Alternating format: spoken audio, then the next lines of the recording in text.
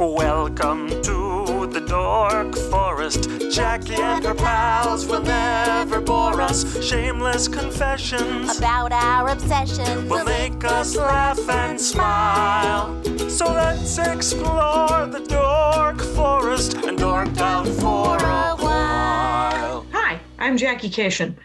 You are about to listen to the Dork Forest. Let's give you the info about it. First of all, you know the websites. dorkforest.com, thedorkforest.com. If you like a determiner, jackiecation.com has everything. All of my podcasts, including videos of my stand-up schedule, merchandise you can purchase if you would like, and a lot more info than you possibly even need. Let's do the credits. Mike Rickberg sang and produced and composed that song at the beginning of the show. He sang with his wife, Sarah. It's very beautiful. At the end of the program, he sings his version of the Mexican hat dance. That's Mike Rickberg. Vilmos fixes JackieCation.com. He is the web designer over there. And Patrick Brady fixes the audio. And in this case, there's a video intro. Very exciting. Anyway, those are the websites. If you want to support the show, you're doing it already by listening to it or watching it. And another way is to tell your friends and family, go on iTunes, do a review. Another way is to just give me money. Yeah. You could go use the donate button. You can make it even monthly if you're okay with making things monthly. You do a PayPal monthly. There's a monthly choice on PayPal. The PayPal is a button on the Jackie Cation or the Dork Forest website, and it goes directly to me. Thank you very much. I will use it wisely or foolishly. Your call as well. Now, my email address, jackie@jackiecation.com, is where you can contact me if you have any questions or concerns and about the Dork Forest. And I do have a Venmo account. It's Jackie-Cation, oddly enough. Another way to support the show is on dorkforest.com and jackiecation.com. There's an Amazon link. And the Amazon link just takes you to Amazon. You order like normal, and it supports the show because you came from JackieCation or dorkforest.com. Very exciting. Other than that, there is a Bandcamp. You can, if you have listened to all the episodes that are free and you need more content, there are several live episodes that are at thedorkforest.bandcamp.com. And those cost me a couple of bucks, so I charge a couple of bucks. There's also a storytelling album there that you can listen to some stories that I did live. And there are 17 free episodes before the Dork Forest was pre-recorded. So the audio isn't very good, but the guests were super funny and fun and dorky. So if you want to do that, go to thedorkforest.bandcamp.com. Other than that, let's see if there are other things that I should be talking about. Possibly the merch. Yeah, if you want to buy merch.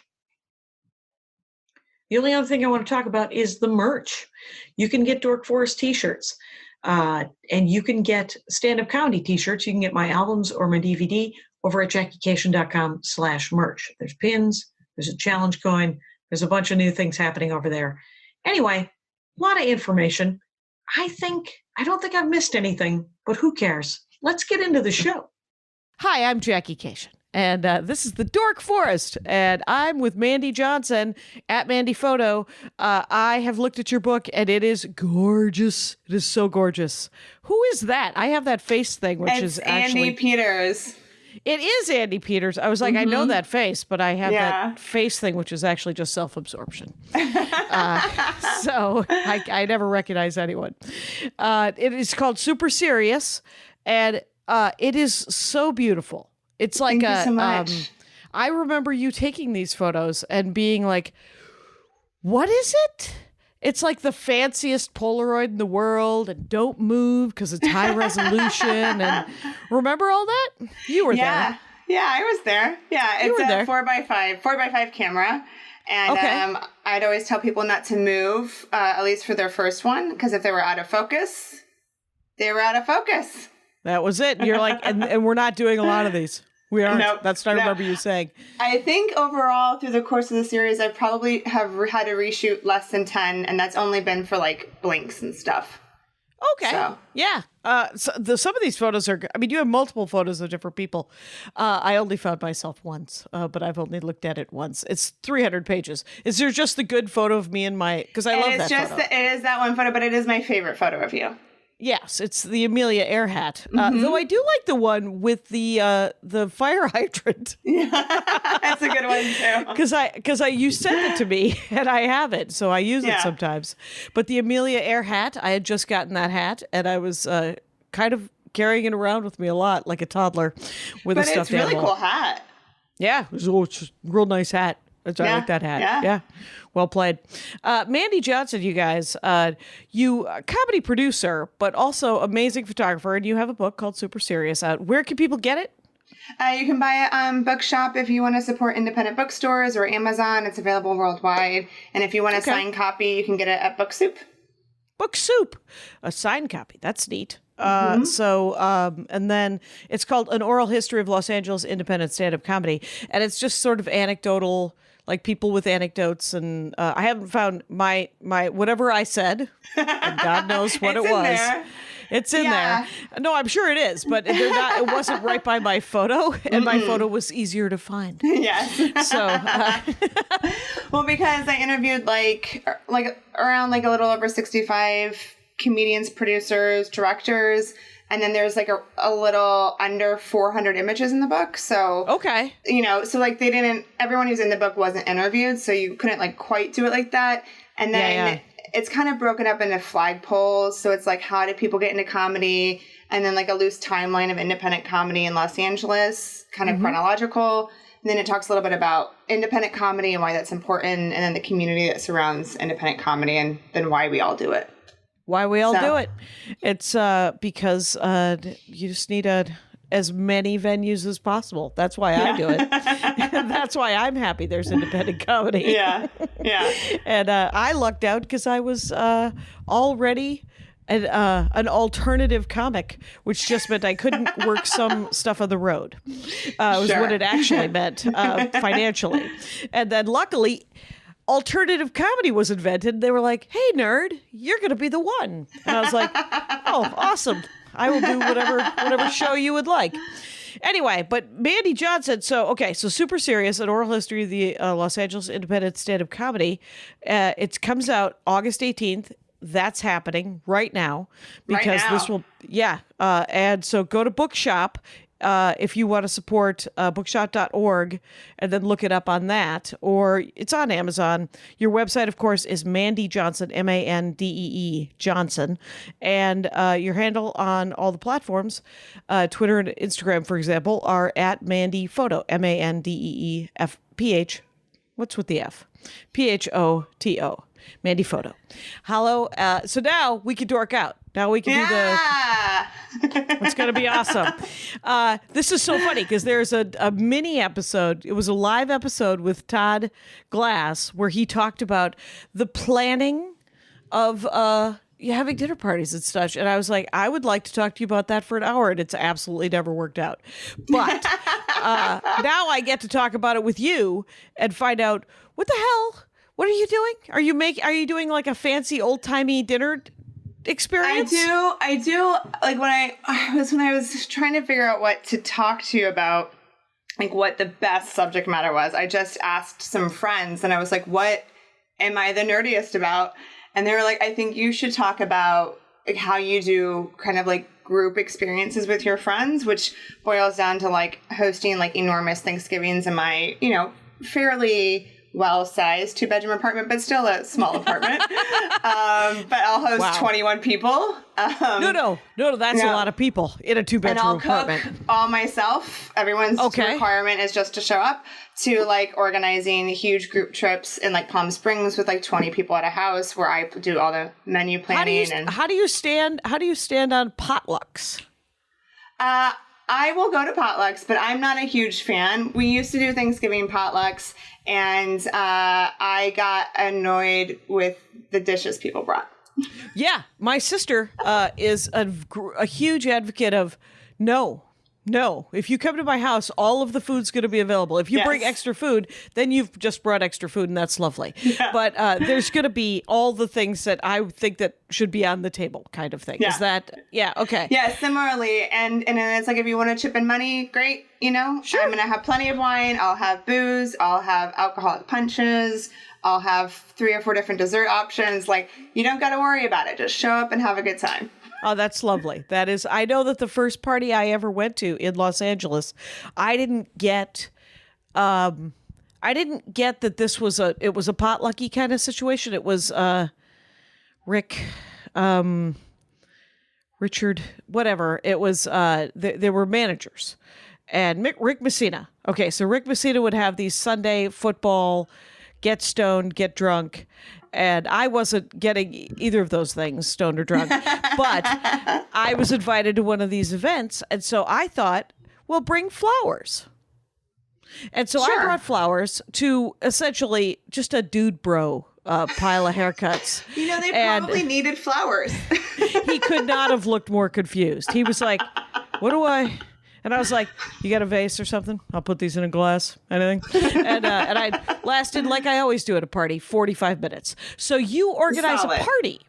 Yeah, that's what or a giant group trips, too. So it kind of expands. That's why you produce comedy, because you like to organize shit. I feel like we started doing these big group trips before we started doing comedy. And maybe it stemmed from enough bad experiences of me and Joel traveling where we're like, we're not doing this shit anymore. Like, this is easier to get organized, to plan ahead of time. And we would go on these big group. It started off in Vegas, like when we were in college, we would do big group trips to Vegas. And then after college, we would do it for a couple years when we were like in our early 20s, and we would just party and like hang out for 3 days. But then you get older and you don't want to go to Vegas every year. No. So where would you go in? Like, what was one of the early ones that was amazing in Vegas? I mean, there has to be a couple of really good ones. I mean, the ones in Vegas were fun, but we were just all young and dumb and, just drunk and gambling at 3 a.m. and treating our bodies very badly. Fair enough. And lying in a lazy river during the day. But then I think the first one we did outside of Vegas was maybe like Seattle. I think we went to Seattle as a group. So it's just friends. So just a bunch of friends from when you were in your early 20s. Yeah. You would organize. And how do you organize other people?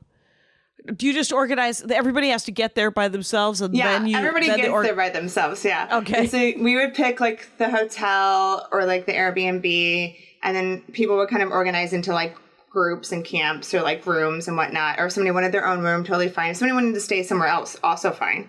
Right. And then we would, I remember when we did the Seattle one, because it was our first kind of one outside of Vegas, me and Joel were like, there's like 13 of us, so we need to make dinner reservations. Like, wow. We need to make reservations. And so we picked some restaurants and we sent activities to people to do during the day. And everybody got kind of not everybody, but a lot of people got all huffy. Like, you're planning blah, blah, blah, blah, blah. Like, we want some loose free nights. And so me and Joel were like, fine, on this night we won't plan where we're going to go to dinner. And we walked around for like an hour and a half with everyone looking at different restaurants. The waits were like 45 minutes. Nobody could agree. The place was so expensive. When we finally got into a place, we sat down, and then there was like a football game that had happened that day. And they walked over, clearly like so stressed. It was so busy. And she was like, we're out of bread and out of macaroni and cheese. And then just like walked back away. And then after that, nobody ever argued with us making reservations again. Right. Because that 13 people is too many. It's a lot of people, like over 5 in a major metropolitan city on like a weekend night is too many people to go to it without a reservation. It's just impromptu, just drop in on some some restaurant. Yeah. Yeah, wow. And so we would plan activities, and we would like bat around ideas with like the group, and like we'd be like, if you have any thoughts, whatever, and we would kind of have like a loose outline of, okay, we're going to go kayaking on this day, or we'll do this hike on this day, you know, and so that there's like a loose, and it would never be like, oh, everybody has to show up, but be like a loose kind of itinerary, and we did that in like Seattle and New Orleans a couple times. Have you ever been on one of those travel ones? where like it's old people travel where they sort of bring you on a bus. There, I did one and it was great when someone else planned, and then they're like, come, don't come. You don't have to do the thing. But if you want to see the right museums instead of just wander around. So what did you do? So you went to New Orleans with like a dozen people? Yeah, we went to New Orleans once right after like Hurricane Katrina. Not right after, but like after Hurricane Katrina, and got evacuated for another hurricane. Oh, really? It wasn't that bad, but like we were at our hotel and they were like, yeah, you all got to go. They're like, we're trying to be supportive. Yeah. And then because we traveled on Labor Day for ages because it was easy for people to have time off, or like add an extra day. And then the next time we went to New Orleans, there was a huge tropical storm the whole time. Yeah. And then we did like house ones for a while where we would go to like Palm Springs. We rent a house for the weekend and then I would like menu plan the whole thing and like buy a bunch of booze. I'd make like enormous, like, Gatorade sports style coolers, 5-gallon coolers. Right. Of with like a alcoholic. spigot. Yeah, alcoholic punches and right. And then you're just like, I'm gonna get my cup and just spigot it up and do it. Yeah. What were the like when you're doing a menu? What are you like?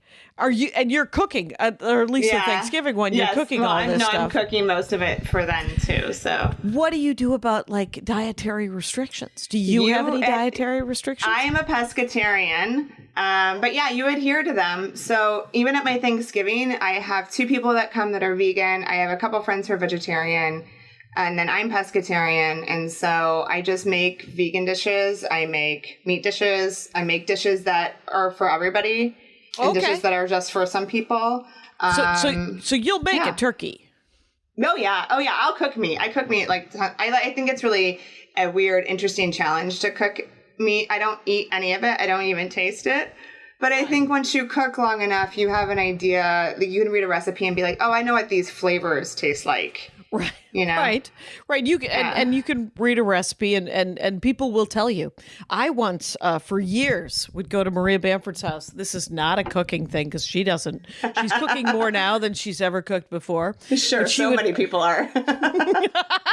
But she she would order pizzas, like a stack of pizzas for everybody. But she doesn't eat pizza. Yeah. She might have some of the cheese off the top. That's it. She's tiny, right? She's not that hungry. She eats like a hummingbird, and which is 1,000 meals, 3 bites at a time.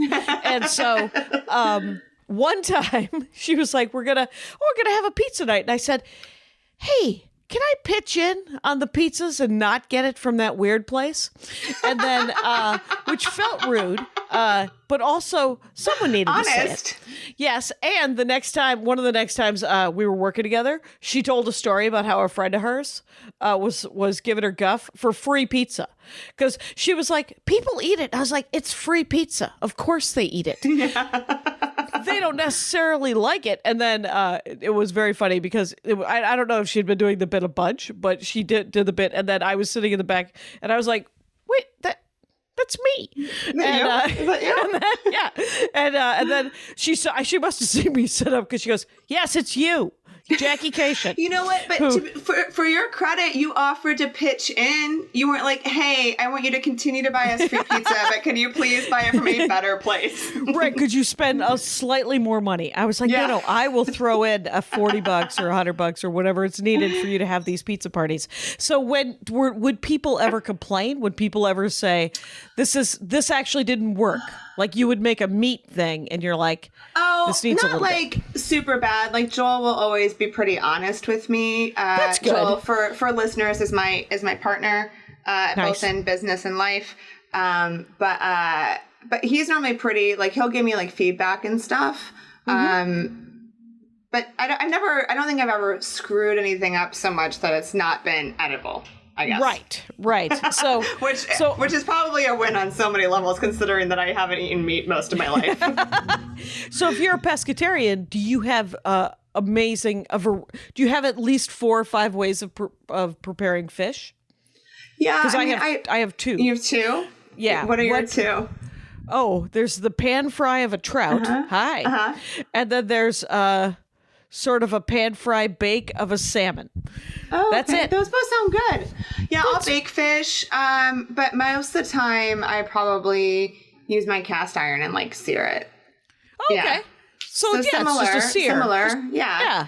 But I've done some like poaching of fish. What are the herbs? What herbs do you enjoy with various fish, if I might ask? I've Mandee really Johnson? been enjoying during quarantine. I've really been enjoying. David Chang released like a line of salts that is. I'm so sorry for anyone listening. Is out of stock like immediately. But he has. It's like a 3-pack. One's really good on like pizzas and pasta sauces and that kind of stuff. One's really good on like meats and like and rice dishes and things. And then one's really good for fish. And it's like it's more like herby based stuff in general. Yeah. And I like that on like a white fish. On salmon, I just do kind of like salt and pepper and sear. Right, and then I'm like, it doesn't need much. It doesn't really need a lot. And people are always like, what did you put on this? I'm like, salt and pepper and olive oil. It's almost like a steak in that way. You know, it's like you don't want to futz with it too much. Right. And it's David Chang spice mix that is sold out, but people should look for it in the future. But you should get a notify for it because it is really, they are really good. And then for like tuna, sometimes I'll do like, I'll roll it in like white and black sesame seeds and then sear it. Oh, that's neat. Like a tuna steak kind of thing? Yeah. Do you ever mess with a canned fish, a canned meat? Tuna. I'll have tuna salad. Yeah, I'll make tuna salad sandwiches. Yeah, that's about it. Do you go with a vinegar or a mayonnaise base? Mayonnaise, but with a lot of mustard. Oh, mustard. Good. Yeah, fair enough. A lot of Dijon. Yeah. And then weirdly, I'm a fan of veganese. I don't know why. Oh, okay. No. There's vegan stuff that I will for a year I tried to go macrobiotic, which worked except for the beer, it turns out, which is not macrobiotic because there's a lot of grain. It was before there was gluten-free grain beer. Oh yeah. And so I went macrobiotic, and so there was a lot of seaweed dishes and shiitake mushrooms, and and there's blocks of these wonderful mochi. Like there'd be like a cinnamon dessert, mochi, right? Is that dessert? It seems to be. It could be a dessert. There's a mochi ice cream, right? And then there's a baked mochi that that puffs up, and I've only seen it at the Co-op in Minneapolis.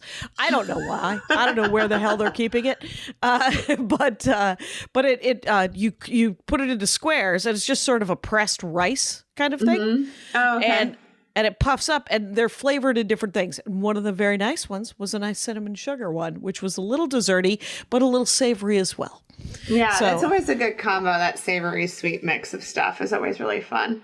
It can be tricky though. So for Thanksgiving, if you're making dishes for everyone, let's go back to that because that's my fascination. Yeah. So you're having 22 people or 21 people over at your 2-bedroom apartment. Are you setting up a big table? Yeah, so I'll take my dining room table, and then I have 2 smaller folding tables I put out. And then for like an event ages ago, me and my dad made these like wood like tops that we would set on wine barrels or something, you know? Yeah. And I have those under my bed that are almost the exact same length. They're like a half an inch or something short of my main table. So then I'll basically extend it by like 3 of my main table. And I'll use, my cheat is that I use canvas drops that you would use for like painting. Yeah. For like tablecloths. So I do a couple of those on top. Oh, wow. That's because those are reasonable. Yeah. Tablecloths are expensive. Yeah. And think how rustic that looks. I bet you it looks beautiful. Yeah. And then, and with that, I can get a pretty good amount of people around, and then I could always extend it one more if I needed to.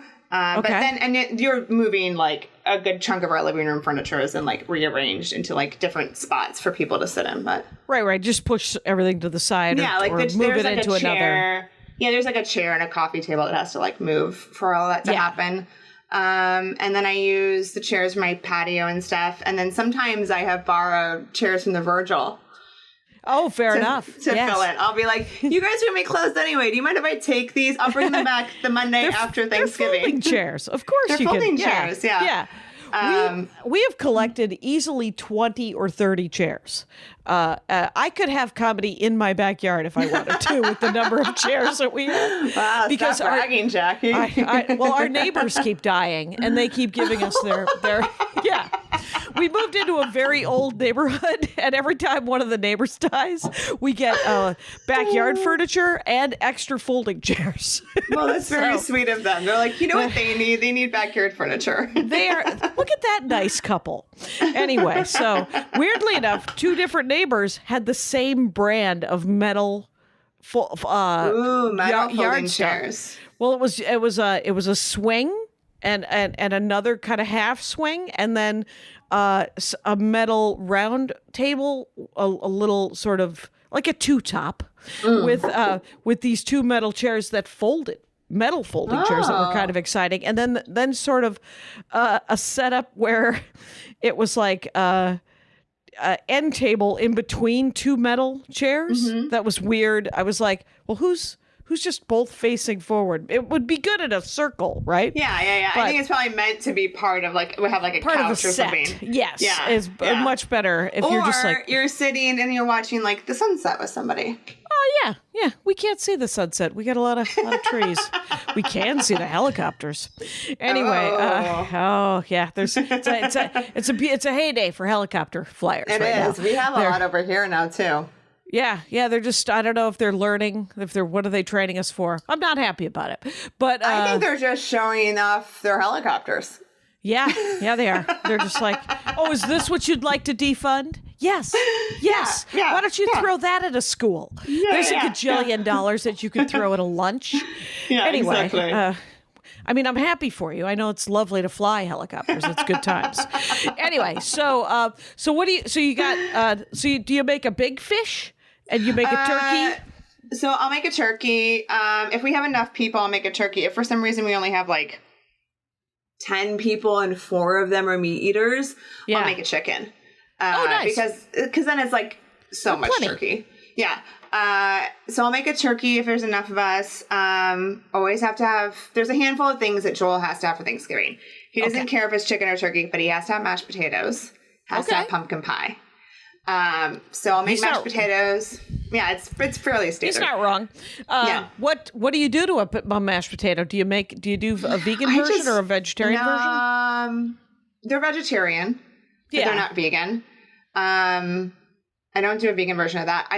For vegans, I do something that I call like brick tofu. It's not a real thing. It's just something I made up, where I take the whole thing of tofu before you cut it up and like drain it really well and then soak it for like several days, or marinate it. That's the proper word, not soak. And like a combo. You brine it. Yeah, of like soy sauce, garlic, and ginger, and then I like sear it on all sides, and then I cut it. Nice. And it looks very like pretty that way, and it's really flavorful. And then I make 3 days of marinade. 3 days of marinade should make, because tofu, of course, just all it does is take the is take the flavor. So a ginger, soy, what else? Garlic. Oh, yeah, there's nothing wrong. I mean, essentially, it's a vehicle for ginger, soy, and garlic. Basically. Yeah. That's lovely. And then I'll cook that in coconut oil for them. And then I make a really good, like, tomato tart. Yeah. Oh, nice. Like galette, tomato galette. And I'll do that with, like, vegan butter and vegan cheese. And I did that for the first time this last Thanksgiving. And my friend who's just lactose intolerant who tried it, and my 2 vegan friends were like, are you sure that this is vegan? And I was like, positive, vegan. Emily Heller introduced me to a vegan restaurant over by the Improv in Hollywood that is ridiculous. It literally, everything tastes like meat. It tastes like butter. It tastes like cheese. It's Crossroads, right? That's it. Crossroads in Hollywood on Melrose. And it's incredibly well done. So that is flattery indeed, where you're like, are you tricking me? because someone I know would do that. They were people who are just they're just a finger, man. They're just a finger trying to push a button. And I had a buddy who was a finger, and he would like put like things in it that you're like, no, they actually don't want that. They don't want any butter or weird chicken broth or, because I make my own chicken stock. I just made a giant pile of chicken stock because I bake a lot of chickens. So that means there's a lot of backs and necks and parts that I can put in the freezer. And then I use a lot of onions and carrots and other things for other things. So those are in the freezer. And then one day, a beautiful day comes together where I make a giant pot of stock.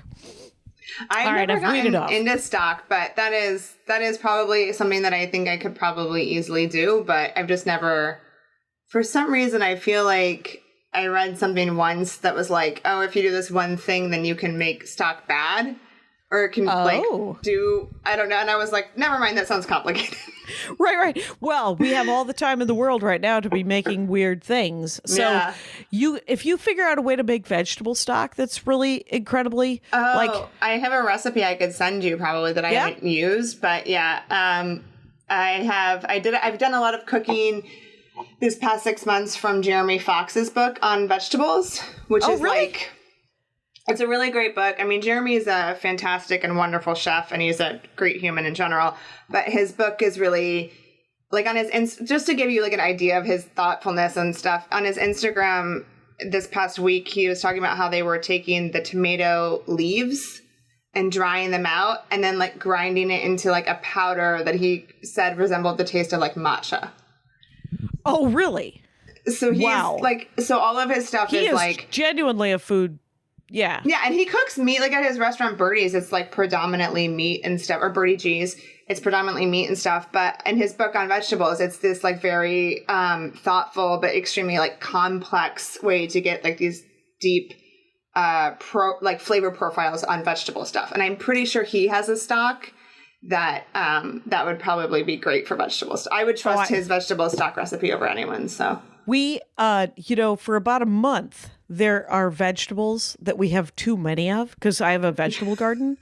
And so right now it's eggplant, zucchini, yellow squash, tomatoes, and cucumbers, and okra. Our neighbors have okra. And so 3 weeks in a row, I made a vegetarian okra gumbo last week.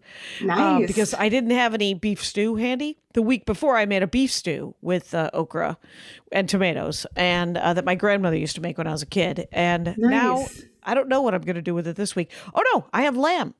Anyway, so I'm going to make a lamb and okra stew. Nice. Yeah.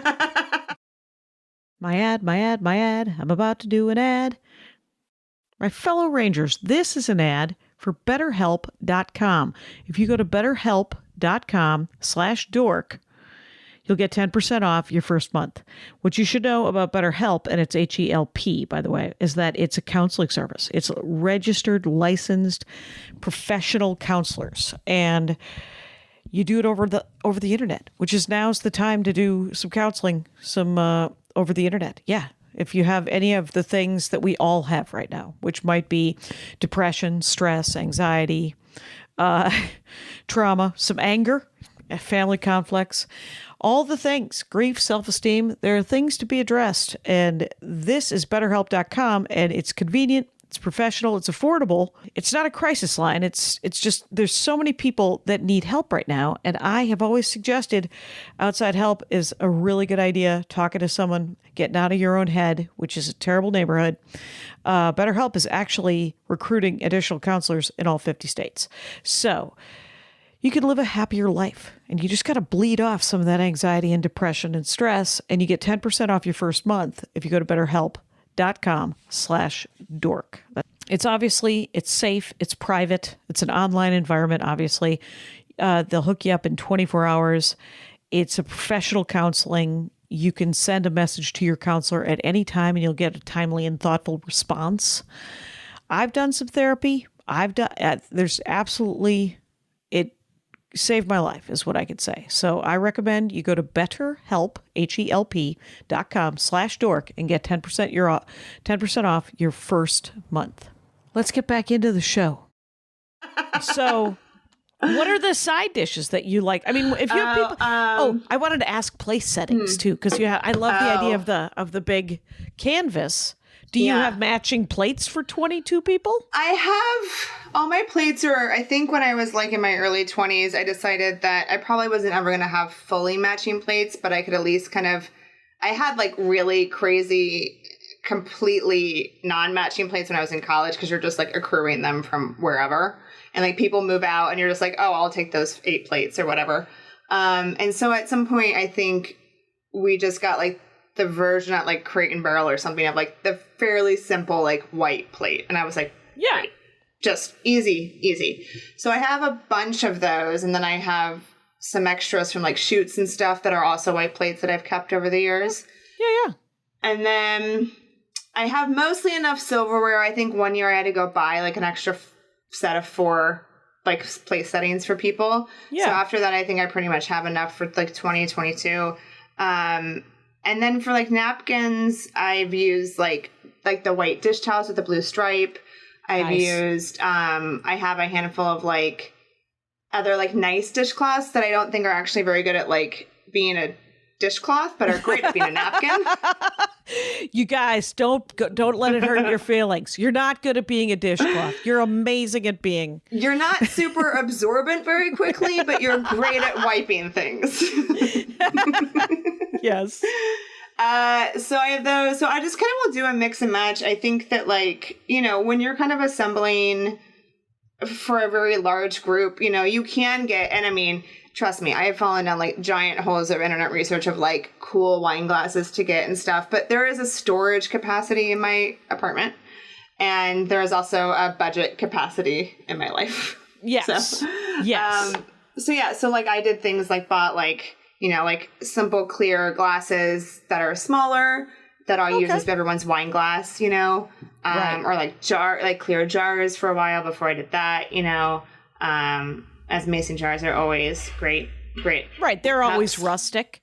They're always great cups. Yeah. Yep. And then over the years, I've like slowly accrued enough like platters and stuff for things. So. Oh yeah. But they're all they all range from like things I found at thrift stores to gifts to big ones to small ones and, everything kind of like in between.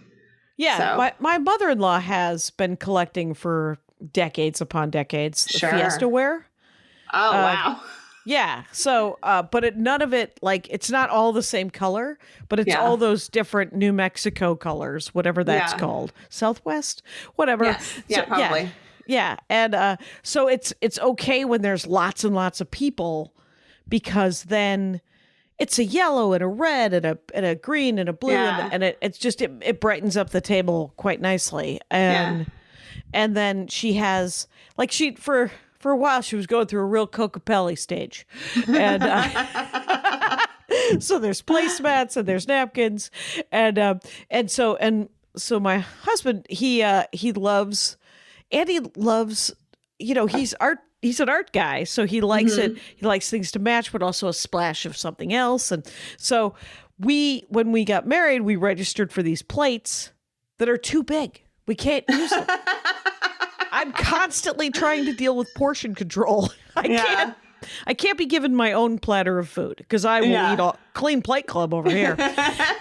And but we were at a Walmart somewhere and they had these sort of the perfect size that I'm like, this is the size of dinner that I should be eating. But they're clear blue, just sort of, a little bit smaller than the correct size of dinner plates. And so he was like, we could use these as chargers. And you could. I haven't ever, I have looked at it. I have, like I said, I have definitely fallen down like large and deep decor holes for Thanksgiving specifically. Decor. Yeah. Because it's like you do want, like you're having all these people over, you're spending hours cooking, you do want it to look really pretty, Yeah.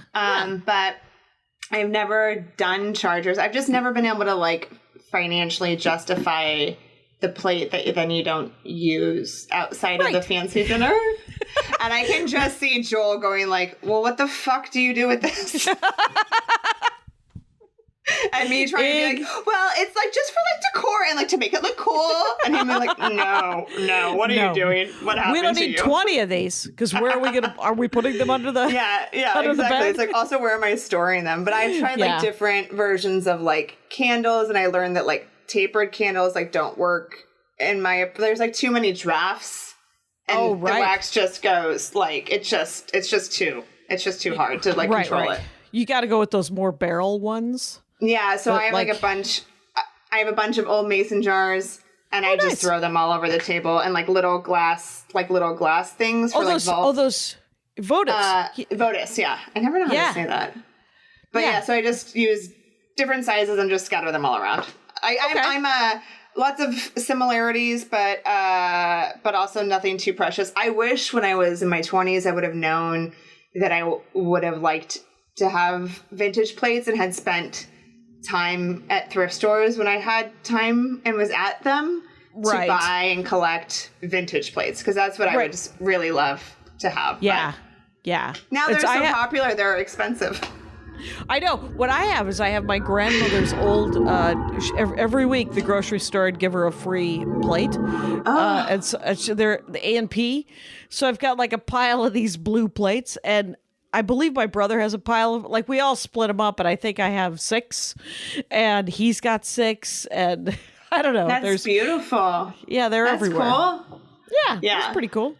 So, speaking of my siblings, my sister loves to do, because I see that, like, so when you organize sort of a destination trip for you and all your friends, what do you look for?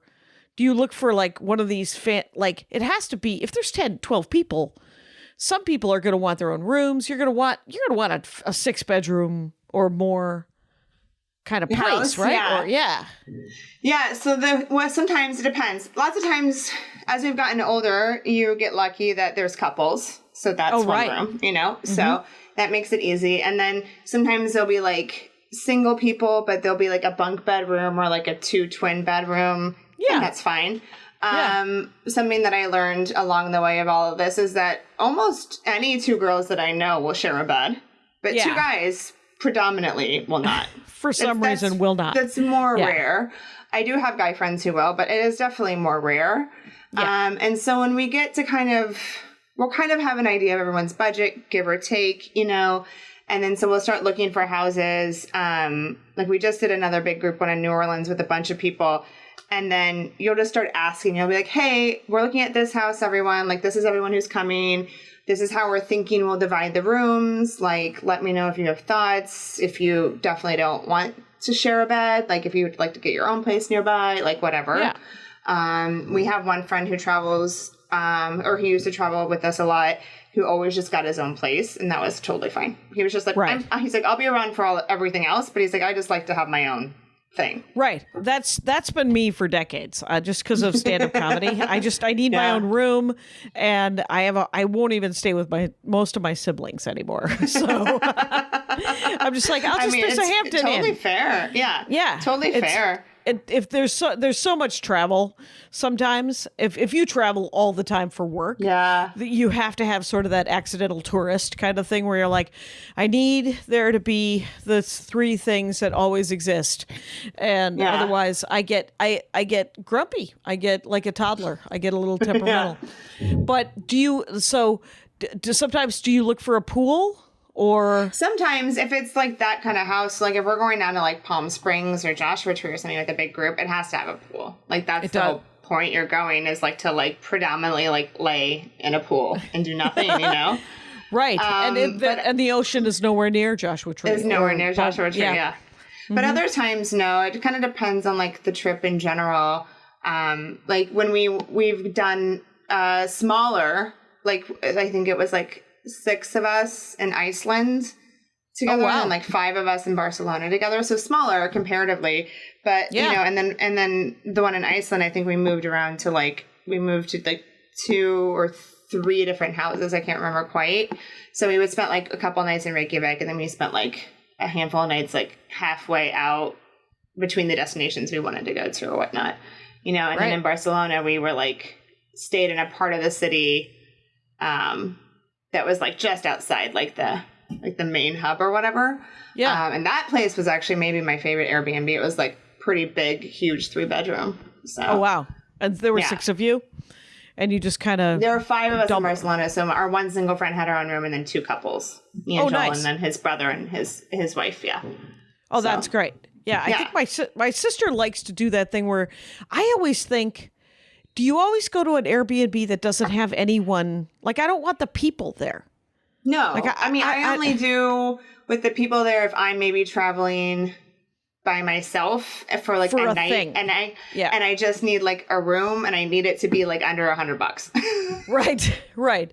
But because if it's going to be a weekend where you're just like, no, we'll clean up the place, but I don't need a witness to me moving their shit around. Yeah. No, it's too stressful. Yeah. Predominantly we'll stay without people, or sometimes me and Joel will stay if it's like an additional dwelling unit that they rent out as like an Airbnb. So like you have your own entrance and stuff.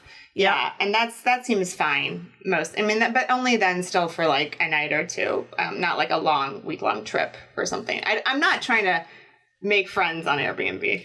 Right. Yeah. I mean, the people who do their Airbnb because they're looking for companionship is weird, I think. And, and I can make my own breakfast. I don't enjoy a bed and breakfast at all. Have you been to many bed and breakfasts? I hadn't ever been to any. And then when me and Joel, a couple years ago, we spent a lot of time in Scotland. Okay. And, wow. Like a 10 days or something. I don't know. It's a lot of time for me. It feels good. We like Scotland a lot. And a lot of the places, even if you booked it through Airbnb, sometimes ended up being a bed and breakfast, or sometimes we just booked a bed and breakfast because that's what a lot of their smaller things are in the country. Okay. And I thought I would really not like it, but there's one that I loved. The food was so good and the people were so nice and chill. I kept being like, let's come back here she kept being like, I want people to book during a Christmas so I can make a whole Christmas feast. And I was like, let's come at Christmas. We'll show up with like a half a box of wine and some scotch and we'll like watch the snowfall and like she'll cook us food. Oh, you should totally do. I mean, that sounds like something to save up for sure. Yeah. And I was like, well, maybe it'll be the first Christmas thing we do post-COVID. Post-quarantine and everything. And she was, but it was it was like 4 or 5 rooms max, Yeah. And then another place we stayed at, like out on one of the islands in Scotland, it was so nice that they would like pack us like lunches to go. So we went like a hike one day and they were like, oh, do you want like a lunch to go? And it was like £7 or £7. It was really affordable. It was like $7 US dollars. And we're like, yeah, actually that'd be swell if we didn't have to like worry about that. Figure out a place to, And I always kind of thought it would be weird, but it was lovely. Right. I have stayed in mostly terrible ones. Here's what I don't like about an Airbnb. Carrying my luggage up the stairs. I'm like, why did I stay on the ground floor? Or I know that you're 80 and I'm not. You can frickin' pull this up. And is it okay? So, but the one that I did like was outside of Yosemite. Mm-hmm. There was a bed and breakfast because there were only bed and breakfasts that were available for some reason. Sure. And they had a weird CD that you could just borrow or rent that I wish I had purchased. And what it was a history of Yosemite along with the drive that would point out different trees on the drive. That's from cool. their bed and breakfast to the start of the park. And they just did it themselves? Kind of. I think so. And it was awesome. They were like, look to the left. Oh, that's old man, Johnson has his park there. By the way, I'm talking to Mandee Johnson. That's why Johnson came to mind. And,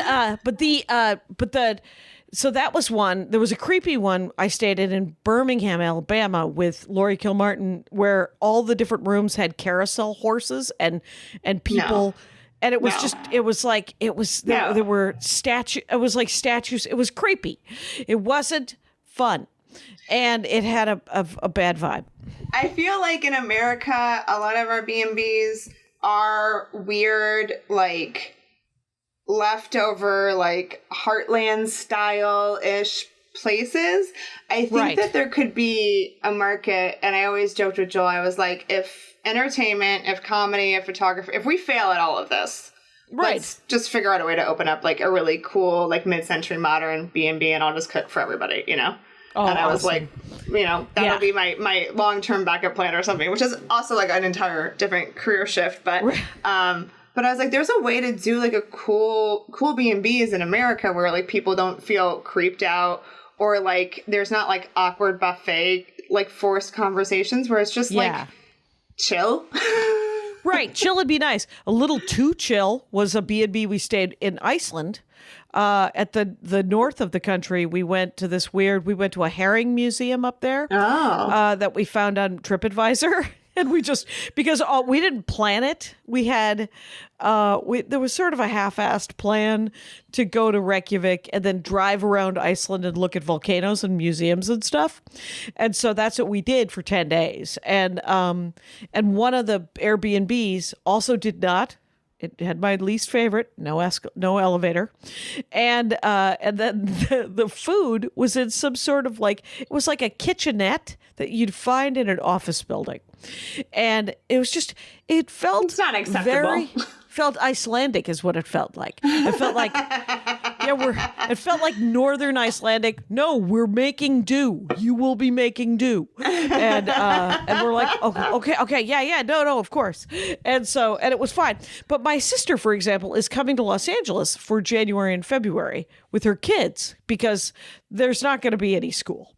Sure. And so her and her partner can work from home and have been forever. So they live in Minnesota, and January and February. Sure, it's cold. It's cold. Good time to get out. Yeah.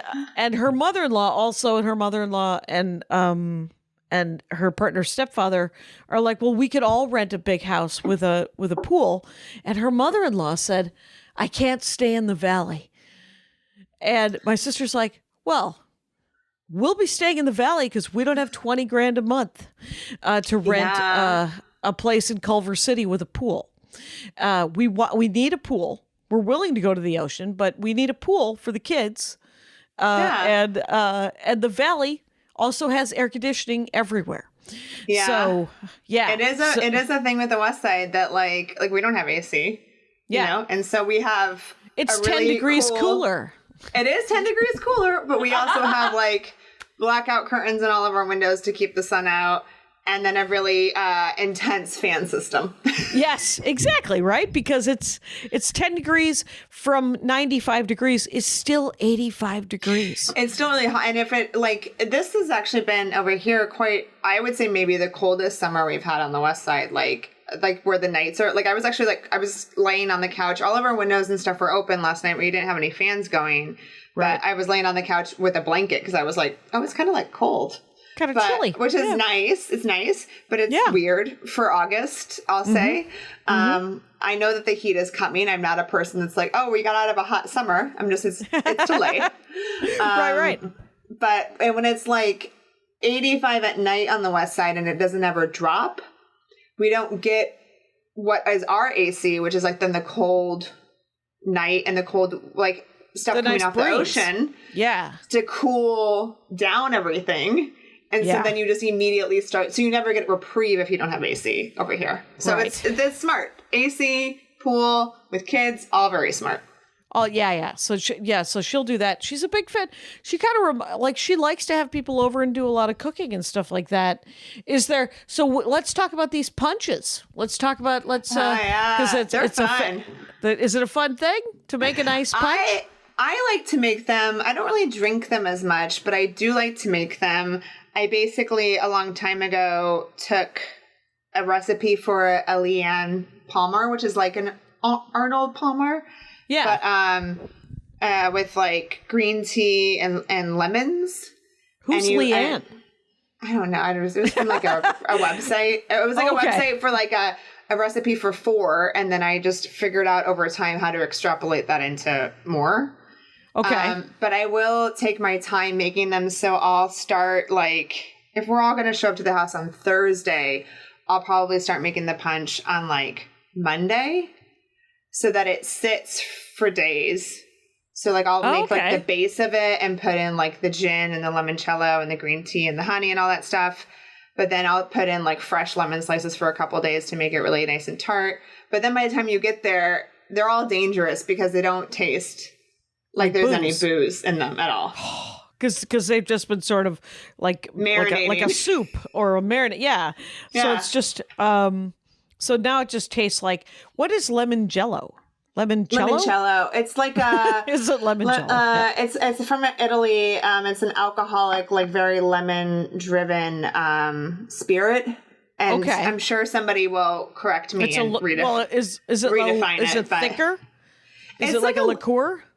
It's closer. It's in the family of liqueurs. It's like a little bit thicker, I think, if memory serves right, but maybe not necessarily. I haven't made it in ages, but it's very like. I don't think, and I'm sure people do, but I wouldn't drink limoncello maybe on their own. But I think some people drink it like chilled with ice too. Okay. But it's probably maybe a dessert aperitif or whatever. A dessert. Yeah, it probably falls in the line of aperitif, like liqueur-ish thing. But it just kind of helps the flavor profile of like the lemons and like the lemonade kind of like flavoring of this punch. So if you're making like 5 gallons or 3 gallons of this thing, and so you're putting in like a quart of gin, and then essentially you're hiding that gin with all of these flavors, and some of those flavors are also liquors and alcohol based. Yes. Yeah, you're gonna end up with 190 proof adult beverage. It's quite. I mean, it's kind of no different than like in college you would get gin and juice, and you would drink a quarter of the orange juice, and you put the fifth or whatever of gin in it on Wednesday, and then Friday you would take it to the party or whatever, right? Because it tasted better. And that's it's basically like the same idea, but like a more complicated version of it where you can like layer in. Good for you for sitting on liquor for 3 days. That seems something that's never occurred in my life. But I will have to say this, is that in college we used to make, and I'm... This of course tells you how old this is because it was called Jim Jones Punch.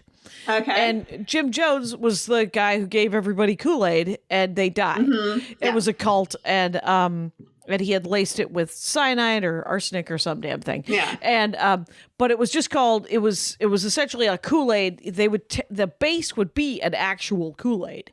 They'd just make like several gallons of red Kool-Aid, cherry, strawberry, whatever, and then start adding vodka to it, and then whatever else you had sitting around. And then if it got too gross, you would add another flavor thing. Yeah, I think that they would call that, I think the very first time I got like really drunk, like really, really drunk, I think I got drunk off of what they called jungle juice, which was a version of that.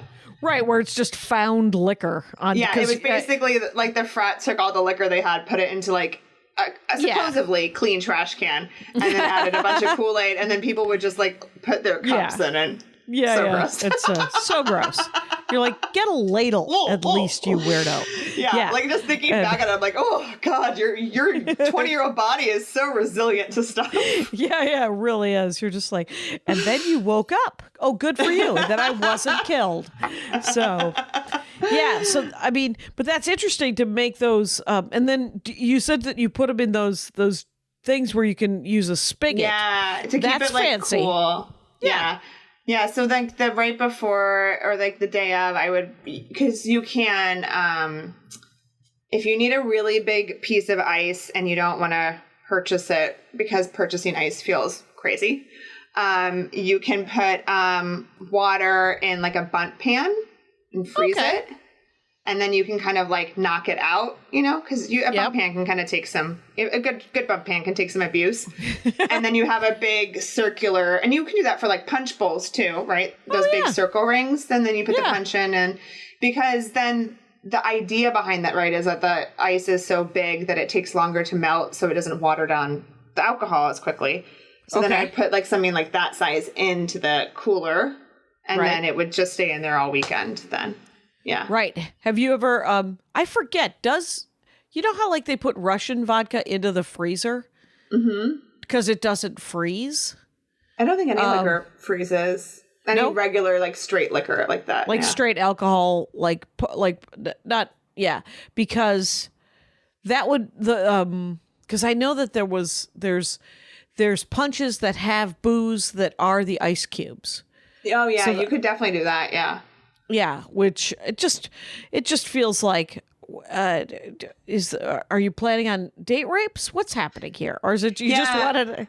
I think some people will do that, which is kind of smart. Like if you're gonna do like a pool thing, you can. And I guess I should say like maybe like clear liquors and brown liquors. I don't know if they freeze. Not to my experience, but maybe if you're making an ice cube, you add like a water component to it to help it freeze. I don't really know. But I know people not who the have, thing. Yeah. Who have done it with rosé before. And so they'll make like rosé ice cubes and then they'll put that in the same rosé with your glass so that your rosé stays colder when you're in like 110 degree temperature in a pool, but you're not drinking watered down rosé then. Right. Okay. Yeah, that sounds interesting. I like the idea of the butt pan. And then that it does seem like you would break your butt pan though, but I suppose you could do it with like a cast iron thing too, right? Or yeah. Or would that be I can't gross? quite remember. I don't think so. If your cast iron was clean, I don't see why it'd be gross. Right. No. Yeah. I forget. I feel like if you just kind of like knock it, it's good to have like an ice pick tool, which doesn't mean it has to be giant, but there's like these little ones that look like weird fork rakes that you can use to like chop up giant blocks of ice. Yeah. But that can kind of help you get it out. I've done it a few times and I can't remember how. It's been so long now. It could have been that hard because I'm like, I'll just do that again if I need to. Right. Like in my head, I'm like, that's how you get giant ice. Yeah, that's it.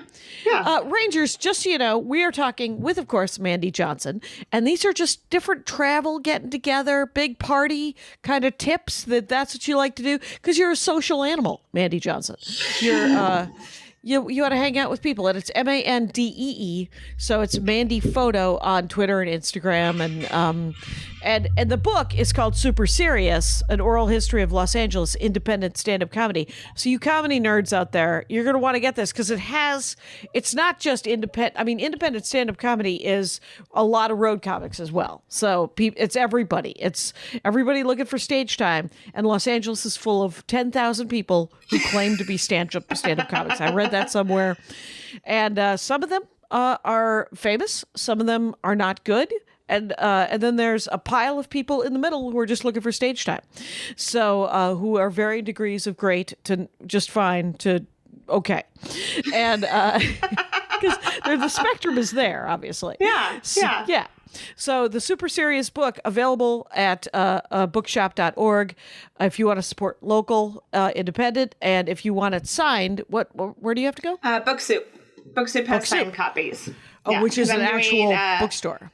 Yeah. Bookstore here in Los Angeles because I'm doing an event there on August 20th for the book launch. So they have a bunch of signed copies for that. So are they open? Can you sort of hover outside and weave back and forth and go, hey, I don't know. I think if you just pre-order through their website, they'll have the signed copies, and then the event is obviously virtual, and it's free and open to everybody. But the benefit is if you purchase through them, they're the only place currently that has signed copies. So okay, yeah. So Mandee Johnson, you guys, what would be now? We're wrapping up. We're almost at an hour. We've been talking about getting people together. Time flies, Jackie, when I'm talking with you. Time flies when the Dork Forest is essentially the hour goes by almost immediately because you're talking about something you love. And so how would you, when we do get together again in groups, a bunch of strangers or a bunch of people, not even strangers, but they're the people you love who are not in your pod, right? Mm-hmm. What are you gonna do? What's the first big? Oh man, I can't wait to have people over and cook for them again. Really, I think that's probably something. There's a bunch of our friends who live in California, but not in Los Angeles, who we've been dying to see. So it would be great. They all live up in like San Francisco-esque area or Sacramento-esque area, so it'd be great to like do a big road trip. I'm assuming that. I mean, there's probably a way to safely organize like a large like camp hang, where like everyone's camping. They all have their own campsites, and you cook your own stuff, but you could kind of like eat socially distanced apart, Yeah. Yeah. It's I haven't done that. I haven't planned anything, but I'm sure that there's a way to do it safely. So yeah, we've had 2 groups of 2 people over where we've sat in the backyard, and then I have a rare. We bought a rare thing called the Clorox wipes. We got those, and we put those in the middle of the table, and then just sort of paper plates and this type of thing. So we haven't invited more than 2 people, and you wear masks and you keep the mask handy, just in case.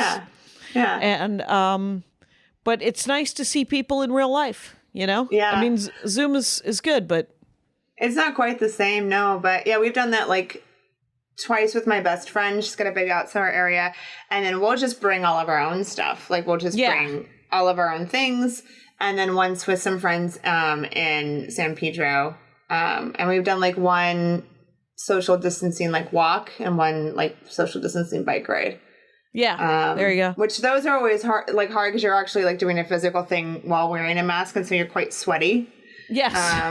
But it's also fine. It is nice to see people in real life and like right. It's just have lovely that connection. Yeah. Once a week we've been driving up to, and then we get takeout and sit in my mother-in-law's backyard, and we just I just split them up, and we mask up. We sit down. We take down the masks. We're all, a good 4 feet away from each other, eating and drinking, and then and eventually I think we'll include my mother-in-law in the pod. Just because she's not doing anything and she's 75 years old, we don't want to get her sick, and for sure. And I never want to get sick. That's I don't, one of my go-tos. I don't either. Yeah. Big fan of that. Yeah. So, yeah, I'm a big fan of that too. I'm a big fan of never getting it. I'm good with that. So yeah. When one of my brothers was like, "Don't you wish you had already gotten it?" I was like, No. But there's no proof that even if you do, that the antibodies stick around. In fact, there's proof of the other way of it that you'll not get it lasting again. forever. Yeah, because it's such a mutating virus. So yeah, and the long-term results of screwing with my lungs, I'm good. Or my blood, I'm or your good. heart, or there's just the longer this goes on. I mean, it's terrifying to think like the first responders who responded to 9/11, we didn't know what was going to happen to them when that happened, Yep. And so they've had to deal with that since that happened. And that's been, a horrible thing for so many of them. We don't know what these people who have had the worst reactions to COVID will have to deal with for the rest of their lives, maybe. Right. Even if they, especially, we're talking obviously about the people who lived. Yeah. And then there's so many people are dead. And anyway, but we're going to gather Happier again. Topics. But we will gather again. It will pass. Yes, Things will happen. And you will get to cook. Yeah. I also truly cannot wait to be back in a room filled with strangers, too closely packed, staring at a stage. Yes. Yes, a little stand-up comedy, an online comedy is exactly what Carmen Morales calls it, which is methadone. It will do, but it is It'll not. Do. It is not the same. It is not. So we will gather again. Thank you so much for doing the Dork Forest, Mandee. Thanks for having me. And your book is beautiful and gorgeous, and people should get it. Thank you so much. Rangers, you know the rules out there. Take care of each other. My hat, my hat, my hat. They're dancing around my hat. My hat, my hat, my hat. Well, what do you think of that? If it looks like a Mexican hat dance and it sounds like a Mexican hat dance, it's most likely a Mexican hat dance. So take off your hat and let's dance. Yay! Oh my God. Why don't we just call that as the end of the show?